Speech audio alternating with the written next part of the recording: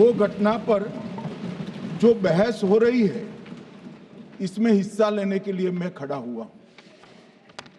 माननीय अध्यक्ष जी, सबसे पहले पहलगांव में जो नृशंस हत्या की गई निर्दोष नागरिकों की, धर्म पूछकर उनको मारा गया, इनके परिवार के सामने मारा गया और बड़ी बर्बरता के साथ ये हत्याएं की गई, इसकी मैं घोर निंदा करता हूं। और जो मारे गए हैं इनके परिजनों के साथ अत्यंत हृदय की गहराइयों से मैं संवेदना भी व्यक्त करना चाहता हूं। ऑपरेशन सिंदूर के जवाब में पाकिस्तान के हमारे नागरिक ठिकानों पर गोलीबारी की, इसमें भी कुछ नागरिक हताहत हुए, गुरुद्वारा भी टूटा, मंदिर भी टूटा। जो भी नागरिक उसमें घायल हुए हैं और जो हताहत हुए हैं वो सभी के प्रति मैं पूरे सदन की ओर से गहरी संवेदना व्यक्त करना चाहता हूं। माननीय अध्यक्ष जी, कल से यहां पर पक्ष और विपक्ष दोनों की चर्चा चल रही है और स्वाभाविक है जब इस तरह की नृशंस घटना घटे देश में तब इस पर मुक्त चर्चा भी होनी चाहिए, चिंतन भी होना चाहिए, आगे न हो इसकी व्यवस्था की भी चिंता होनी चाहिए। माननीय अध्यक्ष जी, मैं विषय पर आने से पहले आपके माध्यम से सदन को और सदन के माध्यम से पूरे देश को ऑपरेशन महादेव जो कल एक हुआ है इसकी जानकारी देना चाहता हूं। माननीय अध्यक्ष जी, कल ऑपरेशन महादेव में सुलेमान उर्फे फैजल जट, अफगान और जिब्रान, 3 आतंकवादी सेना, सीआरपीएफ और जम्मू कश्मीर पुलिस के संयुक्त अभियान में ऑपरेशन महादेव में मारे गए। और माननीय अध्यक्ष जी, ये जो सुलेमान है ए श्रेणी का लश्कर तोयबा का कमांडर था पहलगाम हमले में, और गगनगिर आतंकी हमले में वो लिप्त था। इसके ढेर सारे सबूत हमारी एजेंसियों के पास है। अफगान ए श्रेणी का लश्कर तैयबा का आतंकवादी था और जिब्रान भी ए ग्रेड आतंकवादी था। और माननीय अध्यक्ष जी, मैं सदन को और सदन के माध्यम से पूरे देश को बताना चाहता हूं, जिन्होंने बैसरन घाटी में हमारे प्रवासियों को, नागरिकों को मारा था, ये तीनों आतंकवादी ये थे और तीनों मारे गए।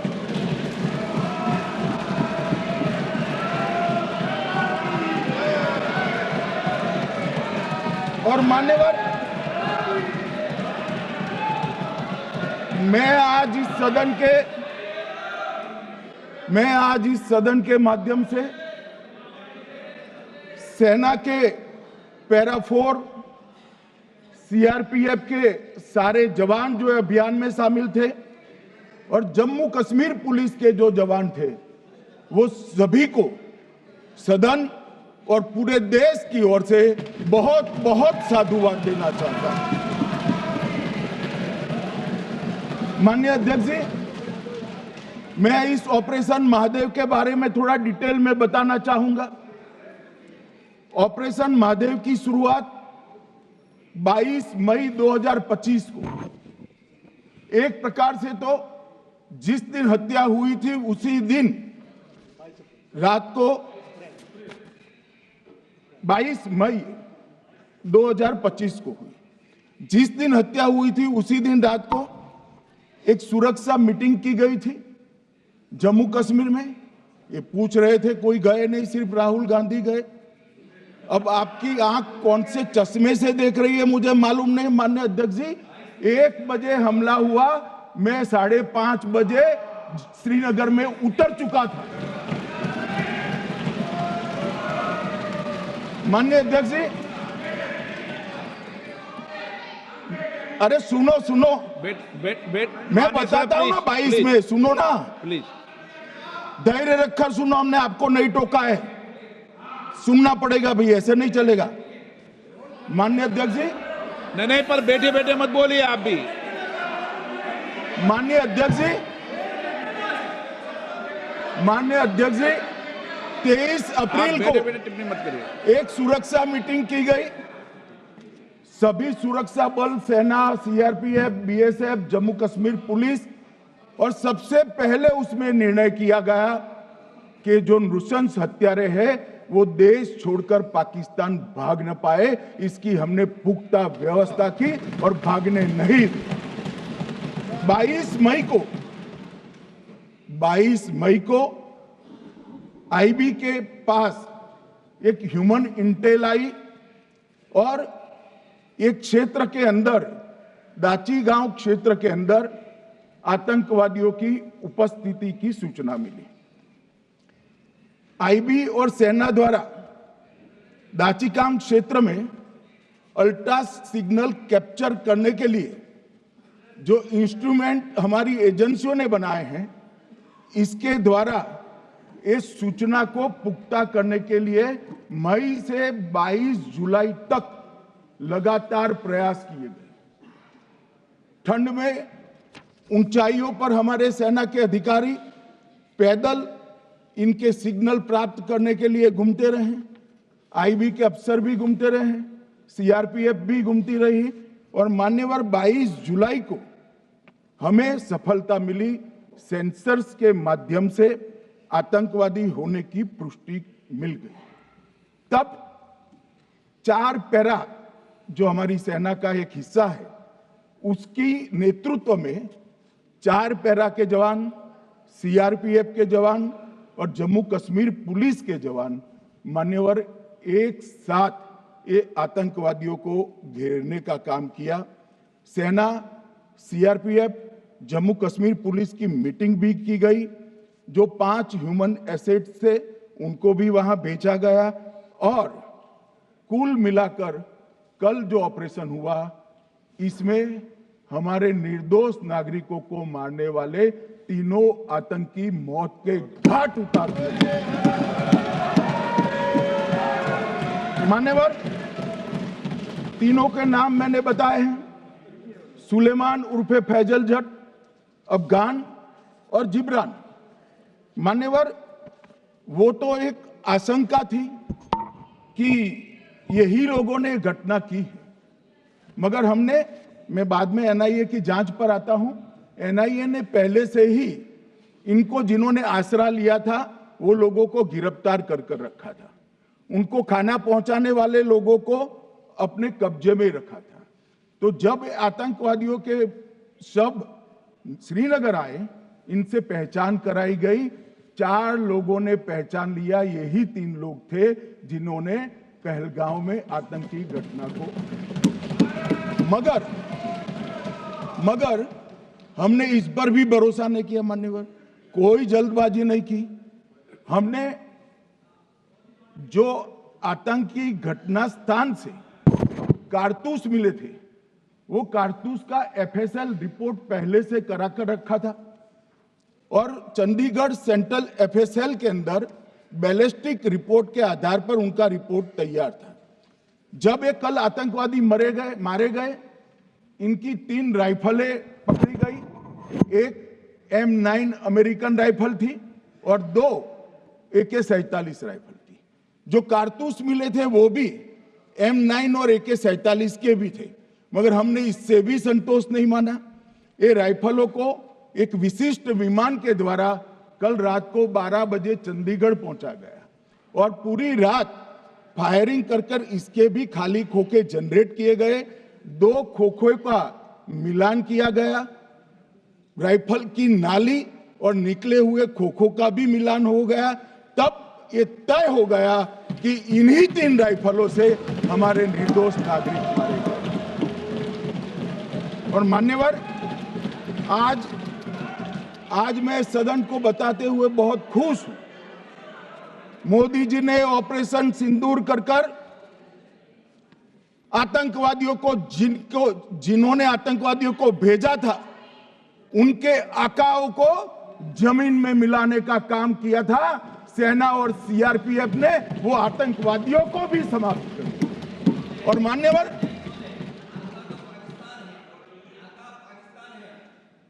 कौन पाकिस्तान से आपकी बात होती है क्या? अरे बैठ जाओ भाई।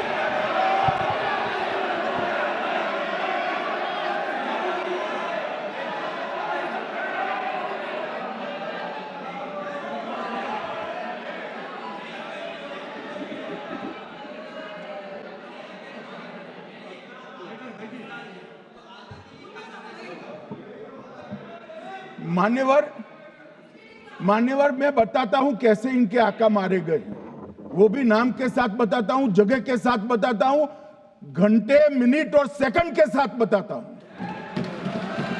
मान्यवर मैं तो अपेक्षा करता था कि जब ये सूचना सुनेंगे पक्ष विपक्ष में खुशी की लहर दौड़ जाएगी, मगर ये स्याही पड़ गई इनके चेहरे। ये क्या है मान्यवर, किस तरह की पॉलिटिक्स है भाई? आतंकवादी मारे गए, आपको इसका भी आनंद नहीं है?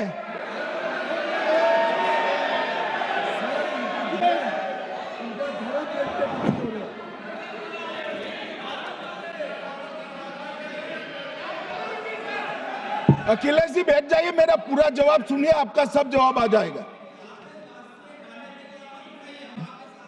भाई आप आतंकवादियों का धर्म देखकर दुखी मत होइए।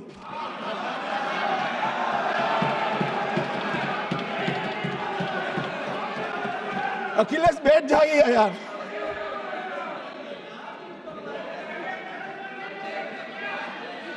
अखिलेश जी बैठ जाइए। मान्यवर किसी को संशय रखने की जरूरत नहीं है। बैलिस्टिक रिपोर्ट मेरे पास है, मेरे हाथ में है, और 6 वैज्ञानिकों ने इसको क्रॉस चेक किया है। सुबह 4:46 पर फोन पर मुझे 6 ने वीडियो फोन पर कहा है कि 100% वही गोलियां हैं जो वहां चलाई। मान्यवर, ये हमारे देश की सेना, सीआरपीएफ और जम्मू कश्मीर पुलिस, ये तीनों का एक साझा बहुत बड़ा कामयाबी है, जिस पर 140 करोड़ को नाज होना चाहिए, देश की जनता को नाज। मान्यवर, मैं तो गया था वहां पर जब ये घटना हुई। दूसरे दिन इनके परिजनों को मिला था। 6 दिन की शादी वाली बच्ची विधवा होकर मेरे सामने खड़ी थी। आज तक मैं वो दृश्य नहीं भूल सकता।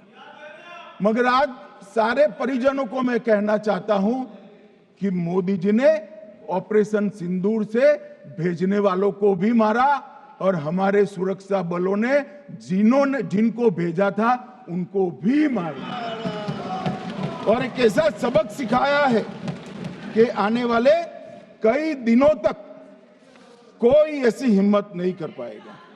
मान्यवर, मैं थोड़ा एनआईए की जांच के बारे में भी बताना चाहूंगा। मान्यवर, जिस लश्कर-ए-तोयबा ने और इसके आउटफिट टीआरएफ ने इसकी जिम्मेदारी ली, उसी दिन हमने तय कर लिया था कि ये जांच एनआईए को सौंप दी जाएगी, क्योंकि एनआईए आतंकवाद के केसों की जांच के लिए, वैज्ञानिक तरीके से जांच करने के लिए और सजा कराने के लिए महारत हासिल की हुई विश्व मान्य एजेंसी है, जिसका सजा कराने का दर 96% से ज्यादा है। मान्यवर, हमने तुरंत ही इसकी जांच एनआईए को दे दी। हमने पूरी व्यवस्था की। सेना, बीएसएफ, सीआरपीएफ और जम्मू कश्मीर पुलिस ने कि ये लोग देश छोड़कर भाग न जाए। और मान्यवर, इसकी जांच की शुरुआत हुई। एक थकाने वाली बहुत लंबी जांच हुई है। जांच के दौरान मृतक के परिजन जो साथ में थे उनको सभी को चर्चा किए गया। पर्यटकों, खच्चर वालों, पोनी वालों, फोटोग्राफर, कर्मचारियों, विभिन्न दुकान में काम करने वाले लोगों, कुल मिलाकर 1055 लोगों की लंबी 3000 घंटे से ज्यादा पूछताछ इंफॉर्मेशन के लिए की गई और इस सबको वीडियो पर रिकॉर्ड कर दिया गया। और बाद में इसके आधार पर स्केच बनाया गया और ढूंढते 22/6/25 को एक बशीर की पहचान की गई और परवेज की पहचान की गई, जिन्होंने आतंकवादी घटना के अगले दिन आतंकवादियों को शरण दी थी। उनको अपने ढोक में रखा था। वो दोनों को गिरफ्तार कर लिया गया। अब वो हमारी कस्टडी में है। दोनों गिरफ्तार अपराधियों ने खुलासा किया कि 21/4/25 की रात को 8 बजे 3 आतंकवादी बेसरन से लगभग 2 किलोमीटर दूर स्थित परवेज ढोक में आए थे। आतंकवादियों के पास AK-47 और M9 कार्बाइन थी। जो 2 आतंकवादियों ने काली पोशाक पहनी थी और एक ने छद्म वेश किया था। खाना खाया, चाय पी और ढोक से निकलते वक्त कुछ खाना, नमक, मिर्च और मसाले लेकर वो चले गए। मान्यवर, उस वक्त हमने जिन खोखो को रिकवर किया था, इसको हमने चंडीगढ़ FSL में टेस्टिंग के लिए भेज दिया। और जब चंडीगढ़ FSL में टेस्टिंग के लिए भेजा गया तो वही राइफल से एप्को आतंकी हमला हुआ था, वो भी निश्चित हुआ। तो आज इसके साथ साथ दूसरे एप्को आतंकी हत्या को अंजाम देने वाले आतंकियों का भी इसके साथ ही समाप्ति हुई है, इनको मार दिया गया है। मान्यवर, और इसके बाद में स्केच बनाया गया। गिरफ्तार किए गए दोनों आरोपियों की माता जो थी, इन्होंने ये तीनों आतंकियों के मृतदेहों को पहचान लिया है। दोनों आतंकवादी घटना में साथ लेने वाले उनके साथियों ने भी पहचान लिया है और अब उसकी FSL की पुष्टि भी आज सुबह 4 बजे हो गई थी। अब मैं जांच का पूरा ब्यौरा बताना चाहता हूं। मान्यवर, ये हमले में 3 पाकिस्तानी आतंकवादी थे।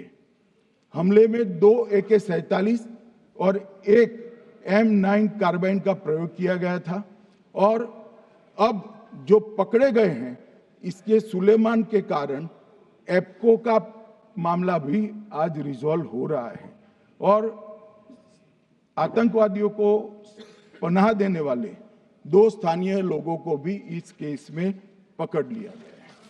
अब मान्यवर, कल पूछते थे कहां से आए, कहां गए, किसकी जिम्मेदारी है।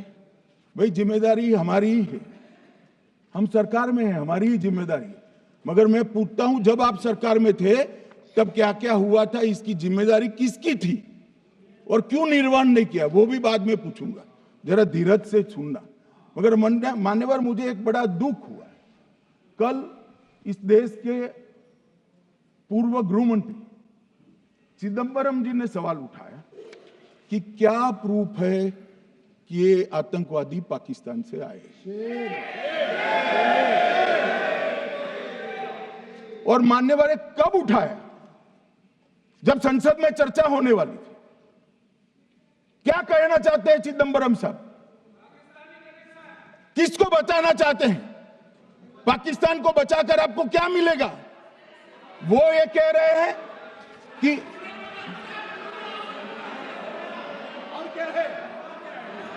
मत जवाब दो।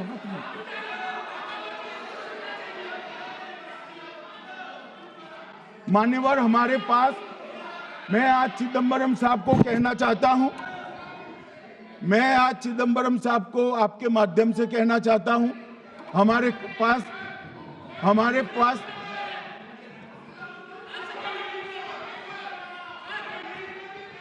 मान्यवर, हमारे पास प्रूफ है, वो भी मैं सदन के सामने रखना चाहता हूं कि तीनों पाकिस्तानी थे। 3 में से 2 के पाकिस्तान के वोटर नंबर भी आज हमारे पास उपलब्ध है। मान्यवर, ये राइफलें हैं, ये राइफलें भी हमारे पास उपलब्ध है। इनके पास से जो चॉकलेटें मिली हैं, वो चॉकलेटें ढोक में से मिली, वो भी पाकिस्तान की बनाई हुई चॉकलेट है। मान्यवर, ये कहते हैं कि पाकिस्तानी नहीं थे, इसका मतलब पूरी दुनिया के सामने इस देश का एक पूर्व गृह मंत्री पाकिस्तान को क्लीन चिट दे रहा है। और मान्यवर, वो पाकिस्तानी आतंकवादी नहीं थे ऐसा बोलकर श्री चिदंबरम अगर पाकिस्तानी आतंकवादी नहीं थे तो पाकिस्तान पर हमला क्यों किया, वो भी सवाल खड़ा कर रहे हैं। मान्यवर, आज पूरी दुनिया ने हमारे संसद सदस्य गए थे, स्वीकारा था कि हमला पाकिस्तान ने किया है। और इस देश का गृह मंत्री जो कांग्रेस पार्टी से आता है, वो कहता है कि क्या सबूत है। अरे मुझसे मांगते हैं, मैं दे देता। टीवी से मांगते हैं, पूरी दुनिया के सामने उजागर करते हैं, शक सुबह खड़ा करते हैं। पाकिस्तान को बचाने का इनका ये षड्यंत्र आज 130 करोड़ लोग जान रहे हैं। बच नहीं पाओगे आप लोग, बच नहीं पाओगे। मान्यवर,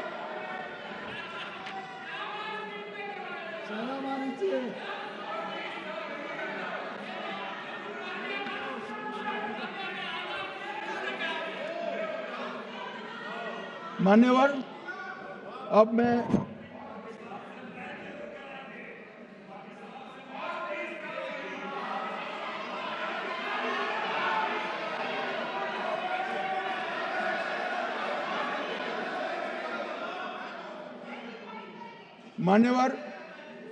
अब मैं पहलगांव आतंकी हमला और ऑपरेशन सिंदूर, ये दोनों घटनाक्रम के लिए मान्यवर ये अभी से थक जाते हैं।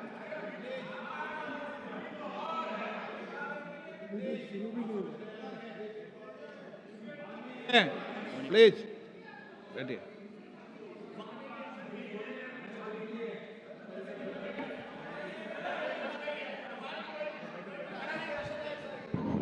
मान्यवर, मैं आपके माध्यम से कहना चाहता हूं, थोड़ा धैर्य रखे भैया, अभी तो शुरू हुआ है, अभी तो शुरू हुआ है। मान्यवर, मैं पहलगांव आतंकी हमला और ऑपरेशन सिंदूर के बारे में पूरा घटनाक्रम बताना चाहता हूं। कल ढेर सारे सवाल उठाए। वैसे तो मुझे लगता था कि कल रक्षा मंत्री जी के भाषण के बाद शायद कांग्रेस पार्टी सपोर्ट में भाषण देना शुरू करेगी और अगर थोड़ी बहुत जनता की इच्छा की परख होती तो वो ही करते, मगर नहीं करा। क्योंकि रक्षा मंत्री जी ने बहुत बारीकी से ऑपरेशन सिंदूर की सफलता, इसकी जरूरियात, इसकी प्रासंगिकता और इसके परिणाम, इसके बारे में बहुत अच्छे तरीके से सदन के माध्यम से पूरी देश की जनता के सामने रखा जाए। मगर फिर भी उन्होंने बहुत सारे सवाल किए। अब सवाल किए हैं तो मुझे जवाब देना भी पड़ेगा, उनको सुनना भी पड़ेगा। मान्यवर, मैं पूरा घटनाक्रम बताना चाहता हूं। मान्यवर, 22 अप्रैल को पहलगांव में आतंकवादी हमला हुआ। इसमें 26 लोग मारे गए, 25 भारतीय और 1 नेपाली नागरिक। हमने उसी वक्त मैं श्रीनगर जाने के लिए निकल गया। रात को ही सुरक्षा बलों की मीटिंग कर ये भाग न पाए, इसकी व्यवस्था की। माननीय मोदी जी ने 23 और 30 अप्रैल को सीसीएस की मीटिंग चेयर की। ये कह रहे हैं, मैं आज बताना चाहता हूं कि सीसीएस की 23 अप्रैल की मीटिंग में क्या हुआ। सबसे पहला कांग्रेस पार्टी का ब्लंडर था, सिंधु जल संधि, इसको स्थगित करने का काम नरेंद्र मोदी जी ने किया। हमने अटारी के माध्यम से एकीकृत जांच चौकी जो चलती थी उसको बंद कर दिया। पाकिस्तानी नागरिकों के सार्क वीजा को सस्पेंड कर सभी को वापस पाकिस्तान भेजने का काम किया। पाकिस्तान स्थित उच्चायोग ने रक्षा, सैन्य, नौसेना के सलाहकारों को अवांछनीय व्यक्ति घोषित किया, संख्या को 55 से घटाकर 30 किया और सीसीएस ने ये संकल्प लिया कि जहां पर भी ये आतंकवादी छुपे हैं उनको और उनकी ट्रेनिंग करने वाले अड्डों को सेना, पुलिस, सीआरपीएफ, बीएसएफ उचित जवाब देगी। मान्यवर, जिस तारीख को ये हुआ उसी दिन ये निर्णय हो चुका। मान्यवर, इसके बाद में कल गोगाई जी कहते थे मोदी जी 24 को पहलगाम जाने की जगह बिहार गए। सुनो यार। मान्यवर, मोदी जी जब ये पहलगाम घटना हुई यहां नहीं थे, विदेश में थे। आने के बाद तुरंत सीसीएस बैठक की और मोदी जी जिस दिन बिहार गए उस दिन पहलगाम में कुछ नहीं, कोई नहीं था, सिर्फ राहुल गांधी थे। सारे लोग चले गए थे, सारे लोग वहां से अपने अपने ठिकाने पर चले गए थे।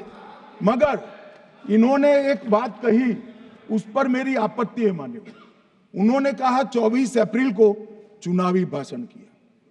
मान्यवर, देश का नेतृत्व करने वाले देश के प्रधानमंत्री की फर्ज होती है कि देश की संप्रभुता पर, देश के नागरिकों पर अगर ऐसा जघन्य हमला होता है तो जनता की भावनाओं के अनुरूप जवाब देना चाहिए। मान्यवर, मैं आज आपकी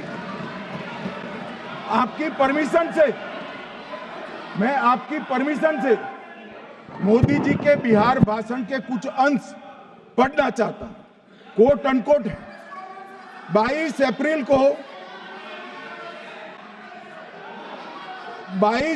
को पहलगाम का यह हमला केवल निहत्थे पर्यटकों पर नहीं बल्कि पूरे भारत की आत्मा पर एक दुस्साहसपूर्ण प्रहार है। आतंकवाद के प्रति दृढ़ और कड़ा रुख, आतंकियों और इसके हमले की साजिश रखने वालों की कल्पना से भी बढ़कर उनको सजा दी जाए। मान्यवर, महत्वपूर्ण है आतंकियों और इसकी साजिश रचने वाले दोनों को। आतंकियों की बची खुची जमीन भी मिट्टी में मिलाने का समय आ गया है। 140 करोड़ भारतीय इस बात के लिए एकजुट है कि आतंक के आकाओं की कमर तोड़ दी जाएगी। भारत हरेक आतंकवादी और उनके समर्थकों की पहचान करेगा, उनका पता लगाएगा और उन्हें दंडित करेगा। आतंकवाद कभी भी भारत की आत्मा नहीं तोड़ पाएगा। न्याय सुनिश्चित करने का मैं हर संभव प्रयास करूंगा। अनकोट। अब इसमें किसी को चुनावी भाषण दिखाई पड़ता है तो उसकी समझ शक्ति पर बहुत सारे सवालिया निशान लग जाते हैं। ये चुनावी भाषण नहीं है, आतंकवाद के खिलाफ लड़ने का 140 करोड़ भारतीयों का प्रतिघोष है जो मोदी जी ने वहां दिया। इनको चुनावी भाषण दिखाई पड़ता है। जैसे चश्मे होते हैं ऐसी ही दृष्टि होती है। मान्यवर, इसके बाद 30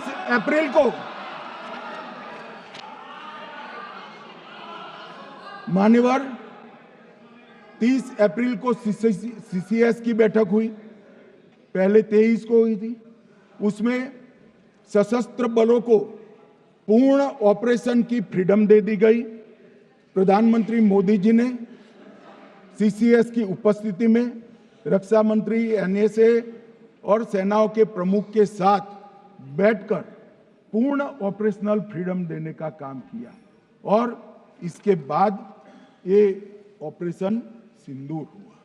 मान्यवर, ऑपरेशन सिंदूर 7 मई को रात को 1:04 से 1:24 तक चला। उसमें पाकिस्तान के 9 आतंकी ठिकानों को ध्वस्त कर दिया और पूरी दुनिया ने इसके दृश्य देखे। साहब, इससे बड़ा संयमित हमला नहीं हो सकता। आजकल दुनिया में युद्ध चल रहे हैं, हम देख रहे हैं, बच्चे मर रहे हैं, महिलाएं मर रही, निर्दोष मर रहे। हमने 9 आतंकी अड्डों को समाप्त किया, परंतु एक भी सिविलियन नहीं मारा गया, केवल और केवल आतंकी मारे। स्थान थे मरकज सुभान अल्लाह बहावलपुर, मरकज तैयबा मुरीद के, महमूना जाया कैंप सियालकोट, अरे नाम सुनो काम में आएंगे, सरजाल camp Sialkot, Sawai Nala camp Muzaffarabad, Syedna Bilal camp Muzaffarabad, Gulpur camp Kotli, Barnala camp Bhimber और अब्बास कैंप कोटली। मान्यवर, सर्जिकल स्ट्राइक और एयर स्ट्राइक में हमने पाक ऑक्यूपाई कश्मीर में ही हमला किया, एक प्रकार से भारत के हिस्से पर ही हमला किया। पाक ऑक्यूपाई कश्मीर हमारा ही है, तो हमने तो हमारे हिस्से में हमला किया, मगर इस बार 100 किलोमीटर अंदर घुसकर पाकिस्तान की भूमि पर आतंकवादियों को तबाह करने का काम। और मान्यवर, ये आतंकी के ठिकानों पर हमला हुआ, इसमें मारा कौन गया? हाफिज मोहम्मद जमील जैसे मोहम्मद के प्रमुख मौलाना मसूद अजहर के बहनोई, मुदस्सर खादियान मरकज तैयबा मुरीद का प्रमुख, याकूब मलिक जेएम पदाधिकारी, मोहम्मद हमसा जमील जेएम ऑपरेटिव, मोहम्मद यूसुफ अजहर गंभीर रूप से घायल था, फिर मारा गया, जैसे मोहम्मद का आमिर, मोहम्मद हसन खान गंभीर रूप से घायल था, फिर मारा गया, जेएम ऑपरेटिव मोहम्मद हसन गंभीर रूप से घायल हुआ, अब्दुल मलिक, खालिद अबू अक्स और नोएम मलिक, इनका कोई पता ठिकाना नहीं। और मान्यवर, ये पूछते थे मुझे कल कि पहलगांव के दोषी कहां गए, वो पहलगांव के दोषी कहां गए? ये जो मैंने, अरे सुनो ना यार, ये जो 10 मैंने नाम पढ़े हैं, इसमें से 8 ये चिदंबरम एंड कंपनी के समय में आतंकवादी घटना घटाने वाले लोगों को नरेंद्र मोदी जी ने मारा। ये हमें पूछते हैं कहां गए? अरे भाई, आपके समय में जो छुप गए थे, उनको चुन चुन कर हमारी सेना ने समाप्त कर दिया है। और ये 10 नहीं, कल राजनाथ जी घबराते घबराते बोले हैं, अब ऑथेंटिक शब्द का है, मैं बढ़ा नहीं सकता, मगर कम से कम 100 लोगों को हमारी सेना ने समाप्त, 100 से अधिक लोगों को हमारी सेना ने समाप्त करने का काम। मान्यवर, और इस पर भी गर्व नहीं कर सकते आप, इस पर भी गर्व नहीं कर सकते।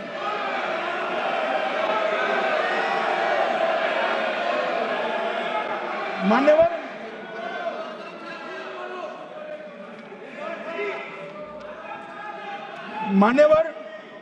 7 मई को 1:22 पर ये हमारा काम समाप्त हो गया। हमारे डीजीएमओ ने उनके डीजीएमओ को बता दिया कि भाई, हमने आतंकवादी हमलों पर, स्थानों पर सिर्फ हमला किया है, इनके हेडक्वार्टर पर हमला किया है, जो हमारा आत्मरक्षा का अधिकार है। पूरी दुनिया इसको एक्नॉलेज करती है। ऐसा नहीं हो सकता मनमोहन सिंह के समय की तरह कि वो आकर मारेंगे और हम चुपचाप बैठे रहेंगे और जाकर चर्चा करेंगे। नरेंद्र मोदी सरकार, ऐसा नहीं हो सकता। डोजियर भेजते रहेंगे। मान्यवर, उरी में हमला हुआ, हमने सर्जिकल स्ट्राइक किया। पहलगाम में हमला हुआ, एयर स्ट्राइक करा, और अरे पुलवामा में हुआ, एयर स्ट्राइक करा, और पहलगाम में हमला किया, 100 किलोमीटर अंदर जाकर 9 अड्डों और 100 से ज्यादा आतंकवादियों को समाप्त। मान्यवर, अब देखिए, हमने तो हमला किया था पाकिस्तान स्थित टेररिस्ट ठिकानों पर। अब पाकिस्तान से गलती हो गई, टेररिस्ट ठिकानों पर जो हमला किया था उसको वो अपने पर का हमला मान बैठे और पूरी दुनिया में कहते थे कि हमारा टेररिज्म से कोई लेन देन नहीं है। ये तो अब ऐसे ही ग्रुप करते, हम तो विक्टिम है, जो मनमोहन सिंह ने सर्टिफाइड भी कर दिया था कि ये भी विक्टिम है। मान्यवर, मगर दूसरे दिन इनकी श्रद्धांजलि का कार्यक्रम हुआ और पाकिस्तान को मालूम नहीं पड़ा कि ये पूरी दुनिया देखेगी। सेना के आला अफसर उनके नमाजे जनाजा में उपस्थित हुए, उनके जनाजे को कंधा दिया और ये सारे आतंकवादियों के जनाजे के जुलूस के अंदर पाकिस्तानी सेना, इनके अफसर, आईएसआई के अफसर, वहां की पुलिस के अफसर अश्रुभीनी आंख के साथ जुड़े थे। और मान्यवर, ये सिंदूर ने पाकिस्तान को पूरी दुनिया में एक्सपोज कर दिया कि पाकिस्तान के अंदर टेररिज्म स्टेट स्पॉन्सर्ड टेररिज्म है। ये पूरी तरह से मान्यवर, पूरी तरह से एक्सपोज हो गया। 8 मई को पाकिस्तान ने हमारे रिहायशी इलाकों में हमला किया, हमारे सेना के अड्डों पर हमला किया, मगर एक भी मिसाइल से उनका कुछ नुकसान नहीं कर पाई। बहुत नजदीक से की हुई गोलाबारी के कारण हमारे एक गुरुद्वारा टूटा, एक मंदिर टूटा, कुछ हमारे नागरिक हताहत हुए। और दूसरे दिन 9 मई को मोदी जी ने सेना को हुक्म दिया, एक मीटिंग करी, राजनाथ जी, मोदी जी, एनएसए, सेना के सारे अध्यक्ष, और जवाब देने का तय किया और उनके 11 एयरबेस को क्षतिग्रस्त करने का काम किया। मान्यवर, 8 एयरबेस इतने सटीक तरीके से तोड़े गए, पाकिस्तान की पूरी एयर डिफेंस सिस्टम धरी की धरी रहेगी, कुछ नहीं कर पाई। नूर खान चकलाला एयरबेस तोड़ दिया गया, मुरीद तोड़ दिया गया, सुगुर्दा तोड़ दिया गया, रफीकी तोड़ दिया गया, रहीम यार खान तोड़ दिया गया, जकोबाबाद तोड़ दिया गया, सुक्कुर और भोलारी भी तोड़ दिए गए।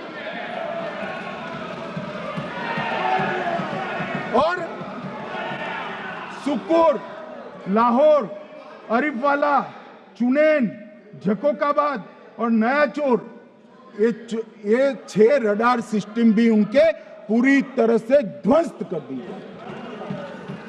2 surface to air guided weapon Lahore और ओकारा में इनका जखीरा भी समाप्त कर दिया गया। और मान्यवर, ये हर चीज में पॉलिटिक्स करते, हर चीज में। जब उन्होंने हमारे रिहायशी इलाकों पर हमला किया, फिर भी हमने इनके रिहायशी इलाकों पर हमला नहीं किया, सिर्फ इनके एयरबेस और एयर डिफेंस सिस्टम को निशाना बनाया और उनकी आक्रमण करने की क्षमता को पंगु कर रख दिया। हमारी पूरी सेना, पूरी वायुसेना, पूरी नौसेना अक्षुण्ण थी और उनकी हमला करने की क्षमता को हमने छिन्न विछिन्न कर दिया। पाकिस्तान के पास शरण में आने के अलावा और कोई चारा ही नहीं था। इसलिए मान्यवर, इसलिए 10 मई को डीजीएमओ ने, पाकिस्तान के डीजीएमओ ने भारत के डीजीएमओ को फोन किया और 5 बजे हमने इस संघर्ष को विराम किया। अब मान्यवर,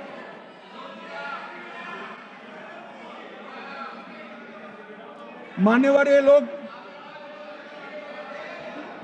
लोग कल सवाल उठा रहे थे कि इतनी अच्छी पोजीशन में थे, आपने युद्ध क्यों नहीं किया? युद्ध के कई परिणाम होते हैं मान्यवर, करना न करना वो सोचकर करना पड़ता है। मगर मैं इसी देश के इतिहास से कुछ घटनाएं बताना चाहता हूं। 1948 में मान्यवर, कश्मीर में हमारी सेनाएं निर्णायक बढ़त पर थी, सरदार पटेल ना बोलते रहे, जवाहरलाल नेहरू जी ने एक तरफा युद्ध विराम कर दिया। और मान्यवर, मैं बड़ी जिम्मेदारी के साथ कहता हूं, मैं इतिहास का विद्यार्थी हूं, पाक ऑक्यूपाई कश्मीर का अगर अस्तित्व है तो जवाहरलाल नेहरू जी की ये युद्ध विराम के कारण है। इसका जिम्मेदार जवाहरलाल नेहरू है। मान्यवर, 1960 में सरदार पटेल ने विरोध किया था, गाड़ी लेकर आकाशवाणी तक गए थे, घोषणा न करते, दरवाजे बंद कर दिए थे। मान्यवर, 1960 में सिंधु जल पर भौगोलिक व रणनीतिक रूप से हम बड़े मजबूत थे और उन्होंने सिंधु समझौता क्या किया, 80% भारत का पानी पाकिस्तान को दे दिया। मान्यवर, 62 के लड़ाई की बात मैं बाद में करता हूं। 65 की लड़ाई में हाजीपीर जैसे स्ट्रेटेजिक जगह पर हमने कब्जा किया था, 66 में उसको लौटा दिया गया। मैं 71 के युद्ध की भी बात करना चाहता हूं। मान्यवर, 71 में कल राजनाथ जी ने भी बताया, पूरे देश ने इंदिरा जी का समर्थन किया। उन्होंने पाकिस्तान के 2 टुकड़े कर दिए।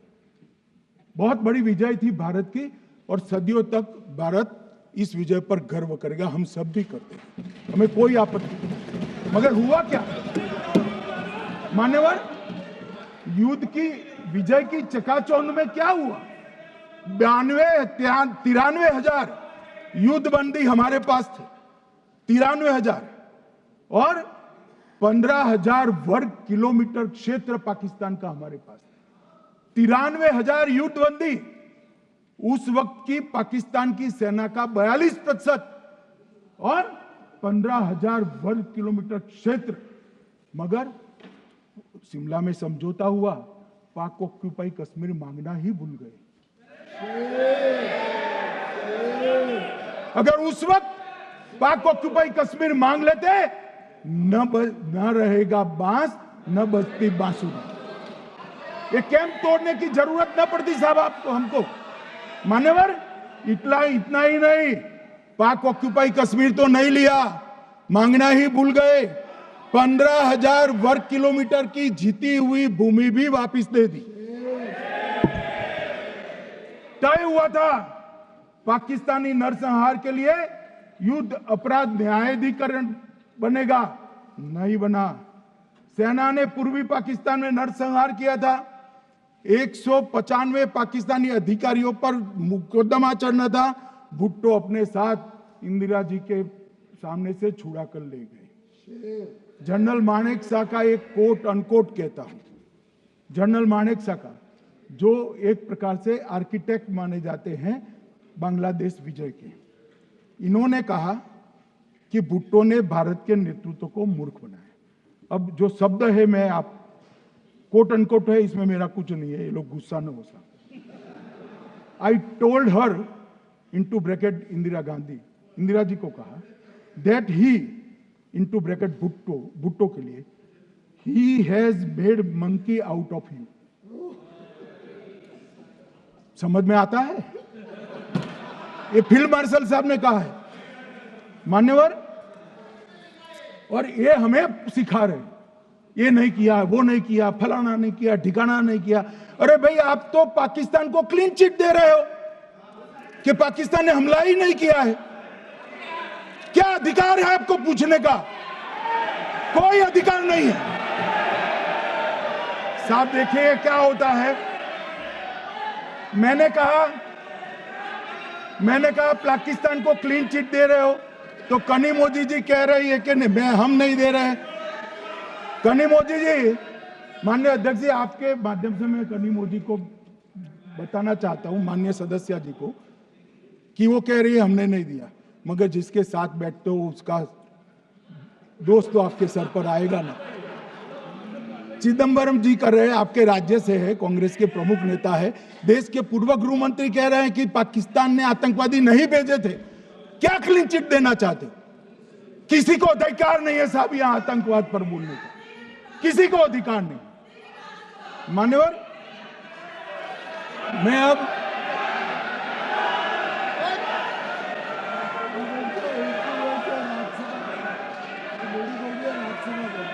मान्यवर, मैं उनको बताना चाहता हूं, अभी आधा भी नहीं हुआ है, जरा सुनो।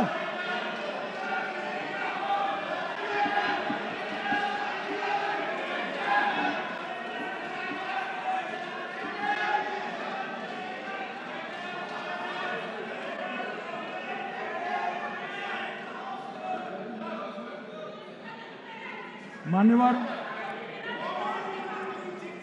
62 के चिन्ह में क्या हुआ, 62 के युद्ध में क्या हुआ? मान्य,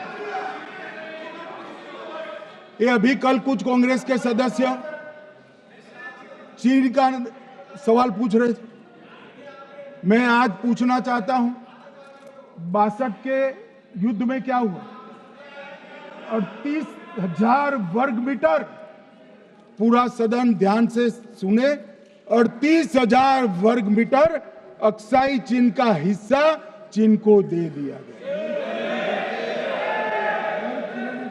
और वर्ग किलोमीटर ही बोला, वर्ग किलोमीटर। और मान्यवर, ऐसी ही चर्चा उस वक्त सदन में हुई, मैं तो बड़ी गंभीरता से जवाब दे रहा हूं, मुझे बोलने नहीं देते। जवाहरलाल नेहरू जी ने क्या कहा? वहां घास का एक तिनका भी नहीं उगता है, वो जगह को क्या करे? तो एक संसद सदस्य ने, नेहरू जी का सर मेरे जैसा था, महावीर प्रसाद त्यागी जी ने कहा कि आपके सर पर भी एक बाल नहीं, वो चीन भेज दे क्या? मान्यवर इस तरह से जवाब देते थे, नॉन सीरियस टाइप के जवाब। और कल गोगोई जी बड़ा बड़ा उछल उछल कर बोल रहे थे। अरे गोगोई जी, आपको मालूम है उन्होंने चीन के बारे में, आसाम के बारे में क्या क्या था? आसाम को आकाशवाणी पर बाय बाय कह दिया था। रिकॉर्डिंग है, रिकॉर्डिंग है।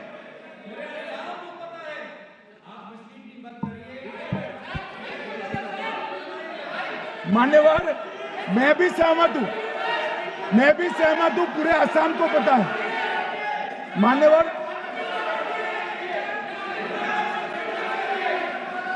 मान्यवर,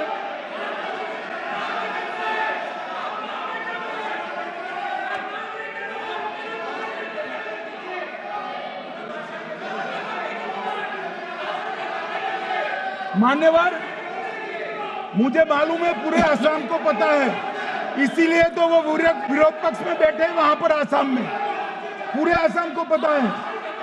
और मान्यवर,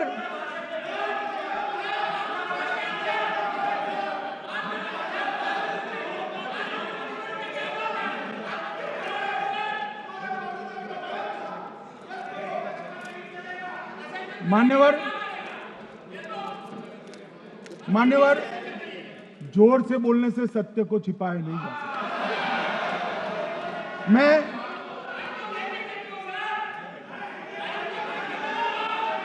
मान्यवर, मैं selected words of Jawaharlal Nehru series volume 29 पृष्ठ 231 पर से एक जवाहरलाल नेहरू जी के पत्र को कोट करना चाहता हूं। अनौपचारिक रूप से संयुक्त राज्य अमेरिका ने यह सुझाव दिया कि चीन को संयुक्त राष्ट्र में तो ले लिया जाए, मगर सुरक्षा परिषद को नहीं, सुरक्षा परिषद में भारत को लेना चाहिए। यह अमेरिका का प्रस्ताव था। नेहरू जी ने कहा, हम इसे स्वीकार नहीं करते क्योंकि इससे चीन के साथ हमारे संबंध खराब होंगे और चीन जैसे महान देश को बुरा लगेगा। मान्यवर, आज चीन सुरक्षा परिषद में है और भारत बाहर है। मोदी जी प्रयास करें अंदर ले जाने का, इसका कारण जवाहरलाल नेहरू का ये स्टैंड है।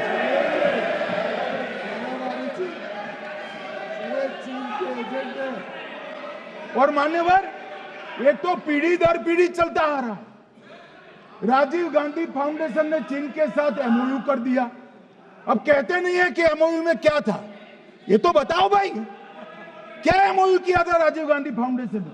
और जब डोकलाम में हमारे सेना के जवान चीन की सेना के सामने आंख में आंख डालकर बैठे थे, वो चीन के राजदूत के साथ राहुल गांधी मीटिंग कर। ये मान्यवर ऐसा नहीं है। जवाहरलाल नेहरू, सोनिया गांधी, राहुल गांधी, तीन तीन पीढ़ी तक के चीन का प्रेम उतरता जा रहा है। मान्यवर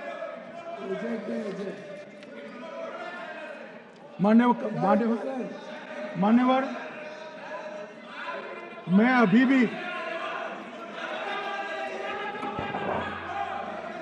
भी एक बात इस महान सदन के माध्यम से देश की जनता को कहना चाहता हूं, जो मेरी मान्यता है। ये सारी आतंकवाद की जड़ पाकिस्तान है, और पाकिस्तान कांग्रेस पार्टी की भूल है। पार्टीशन स्वीकार न करते, पाकिस्तान कभी न होता। इन्होंने पार्टीशन को स्वीकार कर देश को तोड़ा है। मान्यवर, कल विदेश मंत्री जी बता रहे थे शर्म अल शेख सम्मेलन का बलूचिस्तान ब्लंडर, जिसने पाकिस्तान को हमारे साथ चर्चा करने के लिए इक्वल फुटिंग पर ला दिया। मान्यवर, अब ये टेररिज्म की बात करते हैं। मैं इसमें भी पूरे देश की जनता को टेररिज्म की विगत 20 साल की स्थिति से अवगत कराना चाहता हूं। मान्यवर, अटल जी की सरकार थी। 2002 में टेररिज्म को समाप्त करने के लिए अटल जी की सरकार, एनडीए की सरकार, भाजपा सरकार पोटा का कानून लेकर आई। मान्यवर, मैं सदन को याद कराना चाहता हूं, पोटा कानून का विरोध किसने किया था? किसने किया? कांग्रेस पार्टी ने किया। हमारे पास बहुमत नहीं था राज्यसभा में। मजबूरन हमने कानून को घिर गया, मजबूरन संयुक्त सत्र बुलाना पड़ा, और पोटा कानून संयुक्त सत्र में पारित हुआ। देश नहीं भूल सकता मान्यवर। और पोटा कानून को रोककर आज भी कांग्रेस पार्टी के नेता जब बोले तब कहे, पोटा कानून को रोककर किसको बताना चाहते थे आप? किसको बचाना चाहते थे? पोटा तो आतंकवादियों के खिलाफ था। पोटा को रोककर अपनी वोट बैंक का उल्लू सीधा करने के लिए आप आतंकवादियों को बचाना चाहते। और मान्यवर, 2004 में अटल जी की सरकार गई, मनमोहन सिंह, सोनिया गांधी की सरकार आई। आते ही पहला काम क्या किया मान्यवर? पहली ही कैबिनेट में पोटा कानून को रद्द कर दिया। मैं फिर से पूछता हूं, किसके फायदे के लिए कांग्रेस पार्टी ने पोटा कानून रद्द किया? जवाब दीजिए जरा यहां पर। और मान्यवर, इसके बाद क्या हुआ? 2004 के दिसंबर में पोटा कानून रद्द हुआ। 2005 में अयोध्या में रामलल्ला के टेंट पर हमला हुआ, आतंकवादी मारे गए। मुंबई लोकल ट्रेन 2006-5 में रामलल्ला पर हमला, 6 में मुंबई ट्रेन में बम धमाके 187 लोग मारे गए। 2006 डोडा उधमपुर में हिंदुओं पर हमला, 34 लोग मारे गए। 2007 हैदराबाद 44 लोग मारे गए। 2007 यूपी लखनऊ वाराणसी 13 लोग मारे गए। रामपुर सीआरपीएफ कैंप, वहां पर हमला हुआ 2008 में। 2008 में श्रीनगर के आर्मी के काफिले पर हमला हुआ, 10 सुरक्षा बल मारे गए। मुंबई आतंकी हमला 2008 में हुआ, 246 लोग मारे गए। जयपुर में 8 बम धमाके हुए, 64 लोग मारे गए। 2008 में अहमदाबाद में 21 बम धमाके हुए, 57 लोग मारे गए। दिल्ली में 2008 में 5 धमाके हुए, 22 लोग मारे गए और पुणे की जर्मन बेकरी 17 लोग मारे गए। वाराणसी में 10 में धमाका हुआ, 11 में मुंबई में 3 धमाके हुए, 27 लोग मारे गए। अब मैं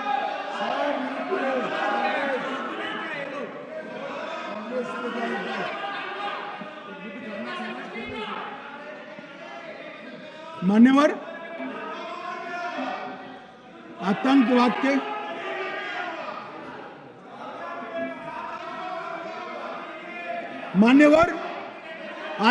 के खिलाफ लड़ाई होती, कभी वो हमला करते हैं, मगर सवाल ये है कि इन्होंने 5 से 11 के बीच में 27 जघन्य हमले किए, 1000 के करीब लोग मारे गए। आपने क्या किया? क्या किया आपने? जवाब दीजिए, क्या किया? और मैं राहुल गांधी जी को चैलेंज देना चाहता हूं, इन्होंने इस आतंकवादी हमलों के खिलाफ उनकी सरकार ने जो कदम उठाए, यहां खड़े रहकर हिम्मत से बताए देश की जनता को। कुछ नहीं किया मान्यवर। ये यहां से आतंकवादियों की फोटो पाकिस्तान भेजते रहे, डोजियर भेजते रहे। और मान्यवर ये कहते हैं कि आपके समय में भी हमले हुए। मैं उनको अंतर समझाना चाहता हूं, वो देख नहीं पा रहे। मान्यवर, हमारे समय में जो भी आतंकवादी घटना हुई, पाक प्रेरित और कश्मीर सेंट्रिक हुई। देश के हिस्से में 2014 से 2025 तक एक भी घटना नहीं हुई मान्यवर। ये नरेंद्र मोदी सरकार है मान्यवर। और कश्मीर में भी आज स्थिति ऐसी हुई है, उनको पाकिस्तान से आतंकवादी भेजने पड़ते हैं। कश्मीर में आतंकवादी अब हमारे नहीं बनते हैं मान्यवर। और मैं सलमान खुर्शीद जी को भी याद करना चाहता हूं। एक बार मैंने बड़े सवेरे में नाश्ता करता था, टीवी पर उनको रोते हुए देखा। मुझे लगा क्या हुआ, कोई बड़ी घटना हो गई। तो रोते रोते वो श्रीमती सोनिया गांधी के घर से बाहर आ गए कि बाटला हाउस की घटना देखकर सोनिया जी फूट कर रो पड़ी। अरे रोना था तो शहीद मोहन शर्मा के लिए रोते, बाटला हाउस के आतंकवादियों के लिए रोना आता है। और मान्यवर ये हमें पूछते हैं कि आपने क्या किया।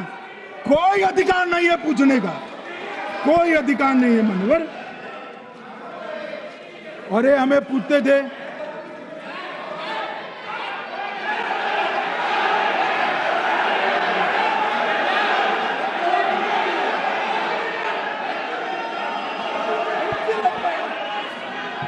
मान्यवर, अभी 25% बाकी।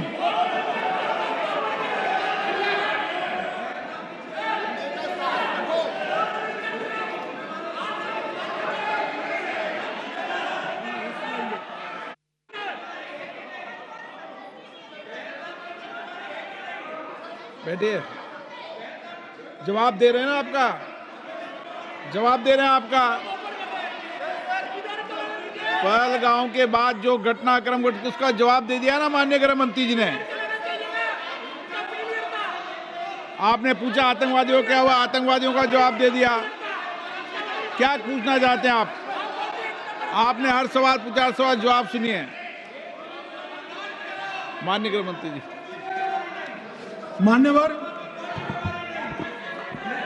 मान्यवर, इन लोगों को कल ऐसा था कि ये जो बहसरन के गुनहगार है वो पाकिस्तान भाग गए। तो बड़े आवाज से पूछते थे, भाग गए। गृह मंत्री क्या करता है, जिम्मेदारी ले। हमारी तो सेना ने ठोक दिया, सीआरपीएफ ने ठोक दिया मान्यवर। अब मेरा तो जवाब बनना ना देता है, ना वो मांगना बनता है। मगर मैं उनको कुछ पूछना चाहता हूं।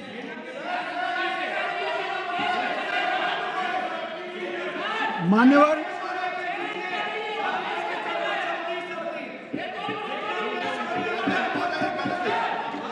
प्लीज, मारेगी तो सेना है ना, सेना अब ऐसे भी मारेगी ना। तो वो भी ये कह रहे हैं सेना और सीआईएसएफ ने मारा।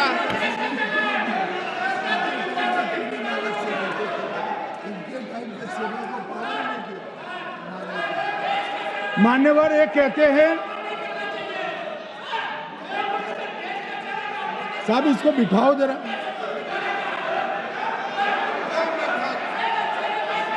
हाँ प्लीज बैठिए बैठिए बैठिए बैठिए बैठिए।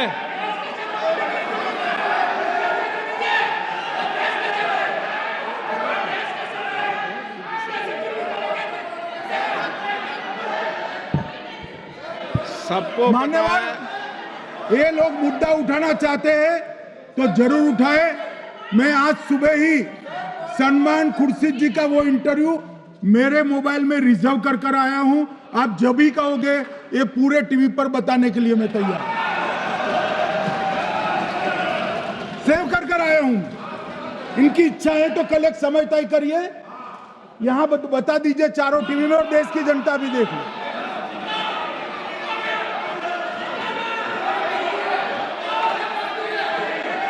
मान्यवर कह रहे हैं बताओ, आप बताओ, बताना है या नहीं बताना? नहीं पूछो ना उनको। प्लीज प्लीज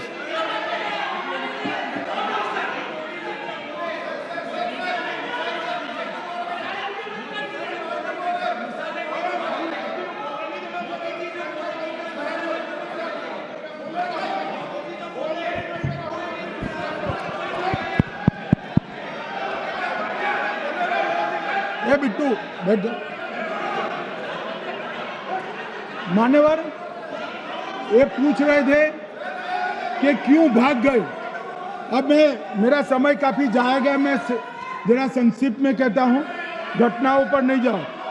दाऊद इब्राहिम कासकर 1986 में भागा, श्री राजीव गांधी की सरकार। सैयद सलाउद्दीन 93 में भागा, कांग्रेस की सरकार। टाइगर मेमन 93 में भागा, कांग्रेस की सरकार। अनीस इब्राहिम कासकर 93 में भागा, इनकी सरकार। रियाज भटकल 2007 में भागा, इनकी सरकार। इकबाल भटकर 2010 में भागा, इनकी सरकार। मिर्जा सादा बेग 2009 में भागा, इनकी सरकार।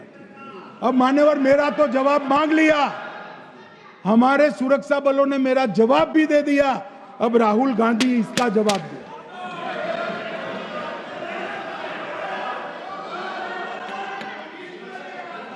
मान्यवर अब मैं कश्मीर के विषय में मैं बात करना चाहता हूं। कल कहते थे कि गृह मंत्री ने भाषण किया था कि 370 की कलम जाएगी तो आतंकवाद कम हो जाएगा। क्या हो? मान्यवर मेरा हिसाब देना बनता है। हम भारतीय जनता पार्टी के कार्यकर्ता हैं, ये नरेंद्र मोदी जी की सरकार है, हम जवाबदेह होते हैं जनता के प्रति, संसद के प्रति और देश के हितों के प्रति। मैं आज देश की जनता के सामने 2004 से 14 और 2015 से 25 10 साल का लेखा जोखा रखना चाहता हूं। 2004 से 14 में अखंड सोनिया मनमोहन की सरकार थी 10 साल की, और 15 से 25 अखंड रूप से नरेंद्र मोदी जी की सरकार। कश्मीर में टेरर इंसिडेंट 7217 हुए थे 2004 से 14 में। 70% की कमी के साथ 2150 हो गए 1525। नागरिकों की मृत्यु 2004 से 14 में 1770 हुई, 2015 से 25 में कम होकर 357 हो गई, 80%। सिक्योरिटी फोर्सेस की मृत्यु 1060 हो गई उस वक्त, और हमारे समय में 542 हुई, और टेररिस्टों की मृत्यु में 123% की वृद्धि हुई। ये हमें पूछ रहे हैं क्या हुआ? आंकड़े से भाग नहीं सकते भाई, आंकड़े से भाग नहीं सकते। और अब मैं कहता हूं कि धारा 370 ने कश्मीर में आतंकवादी इकोसिस्टम को नष्ट कर दिया है, जिस धारा 370 को आपने इतने साल तक बचा कर। हमने जीरो टेरर प्लान बनाया है, एरिया डोमिनेशन प्लान बनाया है, मल्टी लेवल डिप्लॉयमेंट किया है, सुरक्षा जेलें बनाई हैं, 98% ट्रायल अब वीडियो पर हो रहे हैं, हमने संचार साधन बसाए हैं और 702 फोन विक्रेता जेल में डाले, 2667 सिम कार्ड बन गए। हमने एक जमाना था साहब 10-10 हजार लोगों के जनाजे निकलते थे, पूरे देश ने घटनाएं देखी होगी, बुरहान वानी मर गए, फला मर गए, ढिका मर गए, 10-10 हजार। अब जो मारा जाता है उसको वही दफना दिया जाता है। किसी भी आतंकवादी को उसका महिमा मंडन करने के लिए जनाजे की इजाजत नरेंद्र मोदी के शासन में नहीं। मान्यवर, आतंकवादियों के सगे वाले और समर्थक चुन चुन कर हमने नौकरियों से निकाले, पासपोर्ट रद्द कर दिए हैं, गवर्नमेंट कॉन्ट्रैक्ट रद्द कर दिए हैं, 75 से ज्यादा आतंकी समर्थकों को कोर्ट से ऑर्डर लेकर सरकार से बर्खास्त कर दिया गया है।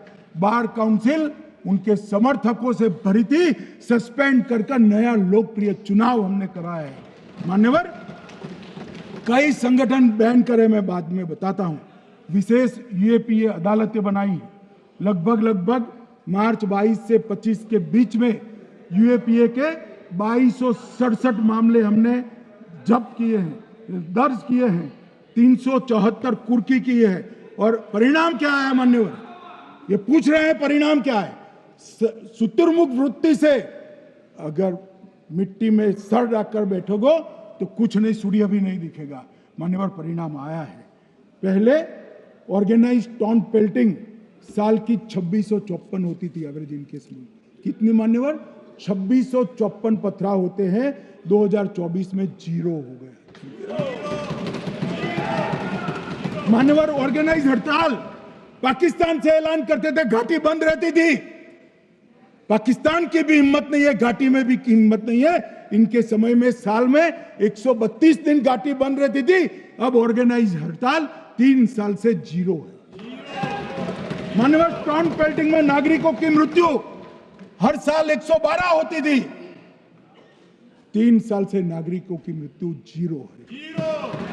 मान्यवर, जख्मी होते थे 6235 लोग टाउन पेल्टिंग में, आज 0। मान्यवर, आज मैं बताता हूं, एक समय में हुर्रियत के नेताओं को यहां वीआईपी ट्रीटमेंट मिलती थी, हुर्रियत के साथ चर्चा करते थे, और ये हुर्रियत वाले आते थे, रेड कारपेट पूरा रोड खाली कर सीधा आता था, और मनमोहन सरकार के दूत इनके साथ चर्चा करते थे। सारे हुर्रियत के कंपोनेंट हमने बैन कर दिए हैं, सारे जेल की सलाखों के पीछे।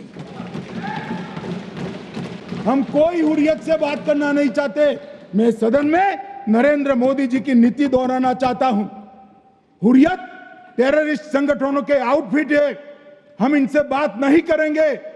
हम अगर किसी से बात करेंगे तो घाटी के युवाओं के साथ बात करेंगे, हुर्रियत के साथ बात। मान्यवर, चुनाव के दौरान डर का माहौल होता था, अब 98.3% मतदान हुआ पंचायत चुनाव। कांग्रेस की बंद बहिष्कार का समय बंद हो गया।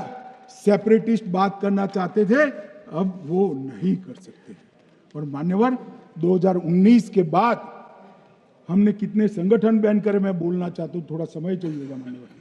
The TRF, people's anti fascist front, Tehreek ul Mujahideen, Jamaat ul Mujahideen Bangladesh Hindustan, Jammu Kashmir Ghaznavi force, Khalistan tiger force, Hizb ut Tahrir, Jamaat Islami, जो जमात इस्लामी ने पूरे पाकिस्तान के अंदर एक प्रकार से अलगाववाद का जहर घोला, वो जमात इस्लामी आज बंद कर दिया गया। Jammu Kashmir Liberation Front, Jammu Kashmir Democratic Freedom Party, Muslim League Jammu Kashmir, Tehreek Hurriyat, Muslim Conference Sumji गुट, Jammu Kashmir National Front, Jammu Kashmir People's Freedom League, Jammu Kashmir People's League, Jammu Kashmir Ittehadul Muslimeen Awami Action Committee, Sikh for Justice और पॉपुलर फ्रंट ऑफ इंडिया को भी हमने बैन किया। और ये शांति ऐसे नहीं हुई है। और ये कहते हैं कि एक भी घुसपैठ नहीं होती है। कभी गए हो आप पाकिस्तान? तो कई बार गए हो गई आप सीमा पर गए हो? पाकिस्तान तो कई बार गए हो, फिर से बोलता हूं, सीमा पर गए हो, सीमा के माध्यम से पाकिस्तान गए हो। हमारे जवानों की कठिनाई देखो साहब, -43 डिग्री में पहाड़ पर रहकर नदी नालों के बीच में चौकी करते हैं। कोई घुस गया तो क्या हुआ? कोई घुस गया, वो बचेगा नहीं। यहां हम उसको या तो अरेस्ट करेंगे या तो एनकाउंटर में वो मारा जाएगा, बचेगा कोई नहीं। इनको सीमा की भौगोलिक कठिनाइयां मालूम नहीं। वहां मान्यवर कई नदी नाले हैं, वेग से पानी आता है, -46 डिग्री टेम्परेचर है, नीचे सुरंगें बनाते हैं। और ये तो ऐसे कह रहे हैं घुस गए। अरे भाई, आपके मन में तो, आपके समय में तो घुसने की जरूरत ही नहीं थी। आप बुलाते थे वीजा देकर, क्यों घुसेंगे? घुसने की जरूरत ही नहीं। जैसे आप पाकिस्तान जाते हो वैसे वो यहां आते। मान्यवर, अब ये कैसे हमें पूछ सकते हैं? मान्यवर,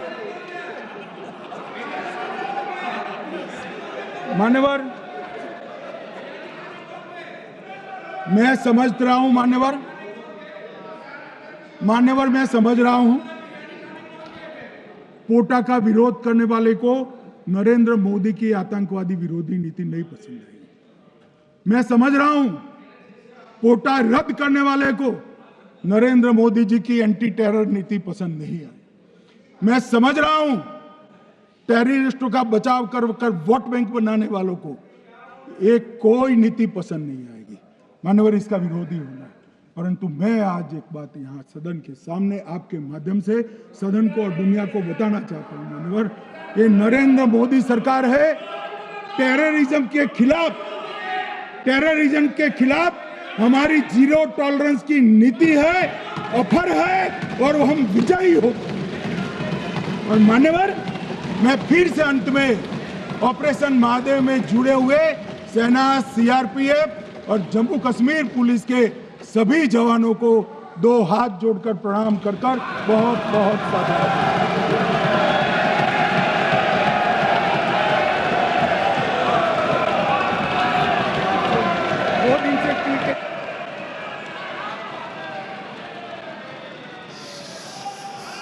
श्रीमती के कनिमोजी, आप उसके बाद।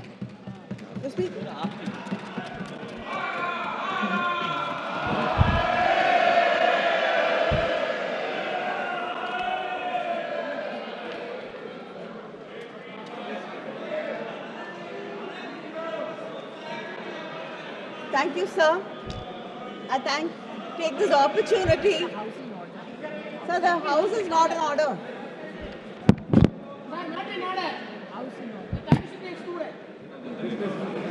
हो जाएगा।